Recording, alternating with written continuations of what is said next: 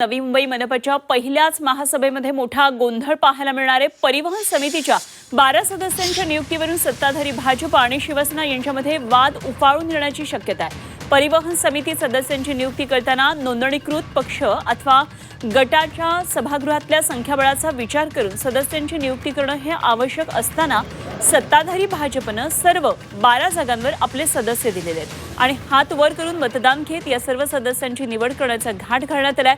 शिवसेनेला एकही सदस्यत्व मिळणार नाही याची रणनीती भाजप आता या ठिकाणी आखते आणि या संदर्भात शिवसेनेचे गटनेते मनोज हळदणकर यांनी या विरोधात आंदोलन छेडत कायदेशीर स्थगिती आणून यावर समिती बरखास्त करण्यास भाग पाडू असा इशारा दिला आहे।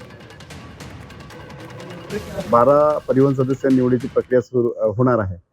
मुंबई प्रांतिक अधिनियम 32(2) अन्वये पक्षाच्या बलानुसार निवड प्रक्रिया झाली पाहिजे असा नियम आहे। तर या नियमाला हरताळ फासून किंवा नियमाला बगल देऊन या ठिकाणी सत्ताधारी पक्ष 12 सदस्य निवडून आणण्याची प्रयत्न या ठिकाणी ते करतायत। तो हा प्रयत्न आम्ही या ठिकाणी हाणून पाडू, परंतु भविष्यामध्ये एक चुकीचा संदेश या ठिकाणी निश्चित स्वरूपात जाणार आहे।